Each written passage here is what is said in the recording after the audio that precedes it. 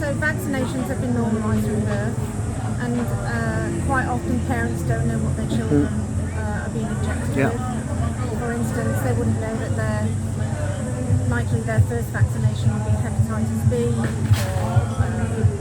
that they don't know what the difference between DTaP or DTP. Yeah.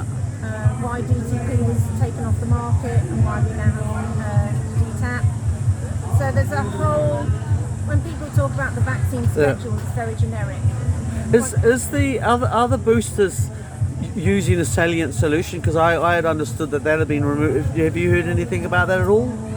That's not something that I can elaborate on. Oh no, that's fair enough. I only mention it because down in Dunedin, Dr. Robert Webster, who's the immunology wing, is actually named afterwards, and he first rolled out the whole, he basically rolled out the whole idea that vaccines need to be applied in a certain protocol, and they introduced the salient for the purposes of removing a certain element of the junk in the vaccine, the whole literally squirting and the drop comes out. And what I'd actually heard, but you aren't able to tell me, is that some of those steps are now being removed, which again I find myself going, things I thought were normal that aren't being done here. And likewise, I mean, Dr. Robert Webster isn't a big fan of the idea of doing multiple shots, because his attitude is the more times you take a shot, the more chances that you exponentially increase the risk factor. Again, are you more likely to suffer effects from a side effect from the first shot, the second shot, the third shot? I mean, is there a climbing scale here, or? I don't know. I mean, we've had people who've had their first shot had reactions, people have had reactions from the second shot, and now people are reporting reactions from the booster who previously haven't reacted to the first one or the second one. What's really interesting with the database, what is really interesting, is how our database of reactions has followed vaccine rollout. Yeah. So you can see it mapped from where we first started in the cohort that were in receipt of the vaccine, all the way along to the kids. That's been quite profound. So in a layman's term, like, what does that actually mean? So for instance, we started off with the people in care homes. Yeah. So we were seeing reactions there. When they moved into the next cohort or the next group. Right.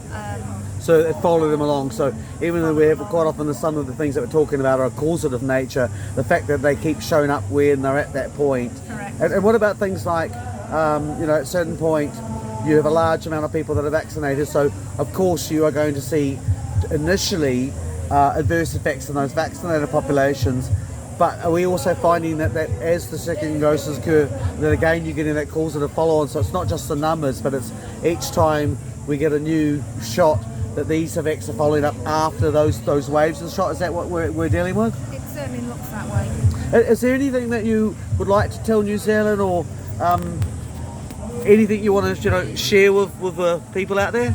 Yeah, there's a lot of talk about vaccination. Yep. But I would really like New Zealand to understand there are other options. Yeah.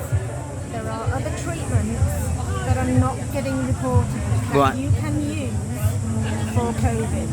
So you're talking about, say, for example, the Japanese approach, where they have a one road where if you want to go to vaccine, they have a vaccine, and they have a variety of vaccines, which include vaccines that don't include the mRNA, but then they also have solutions for antiviral agents, and I think even there's the use of solar, based technology or disinfectants. So they've worked out that there is a path to minimise the risk factor without actually having to involve necessarily a jab. Am I? Yeah, I mean, plain old vitamin D, vitamin C, zinc, a few other things which I won't mention. Yeah. But I'm sure many people have heard about them.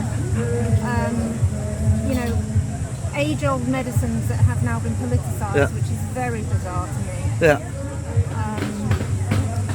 I mean, it's sort of like I'm semi-tempted. I want to talk to you about. I wanted to mention what we're seeing is the resurgence of the HIV, and all I was wondering about that is that, are we seeing that now because people are, the disease was there, but people are now got a more compromised immune system? Is that a possible reason why we're seeing a resurgence in the HIV?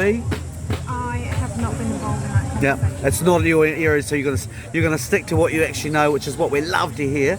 Stay in my lane. Look, we're going to wrap it up because you've been really generous with your time. In terms of the websites and the Facebook details, do you want to just rattle those details off so if people want some additional information or know how to get in contact with the organisation, where to find it?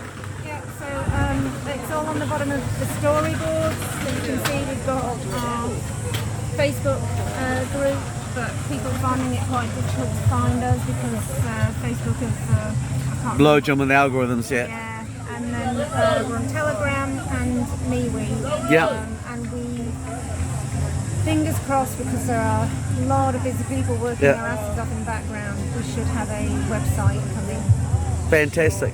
And what about a news email system? So if you don't do that stuff, you can at least get it sent to you via email. Is there anything like that? Yeah, but at the moment that's just for the vaccine increase because we're absolutely Yeah, like most people, overpowered and under resourced as well. Because there does seem to be a sort of misconception that there's like oodles of money coming from supporting, and which there is, but it's coming mostly from individuals. So we've got our donations boxes over there on the table.